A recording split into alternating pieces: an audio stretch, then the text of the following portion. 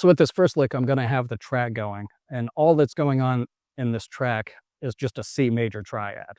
This is just a demonstration on how you can think a lot bigger than just a C major when it's time for you to solo over C major. You can think a lot bigger than that. And we're going to take one tiny component of this idea of superimposing other chords, and we're just going to focus on the D minor 7. So this first melodic phrase is me just playing the D minor 7 arpeggio over the C, so you can get an idea of what that sounds like by itself before I start playing melodic ideas. So here's that.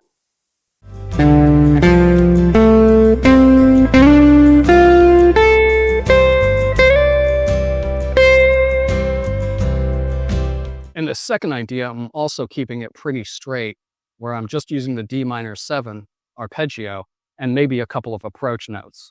And then at the end of a phrase, I'll resolve it down to a note from the C major scale.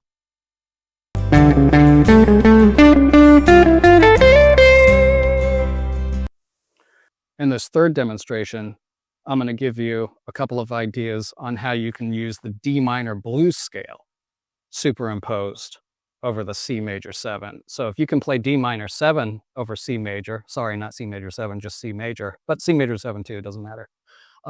If you can play a D minor 7 arpeggio over that C major, you can also play a D minor blues scale over it. So here's a handful of D minor blues scales that end up resolving to the C.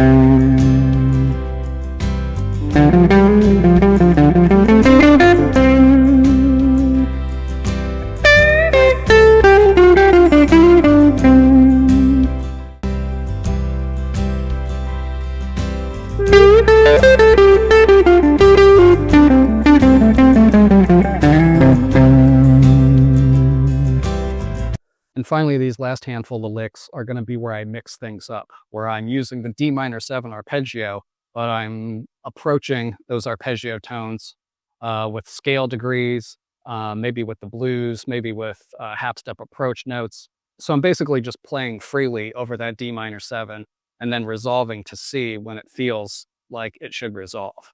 And here's a handful of licks that demonstrate that.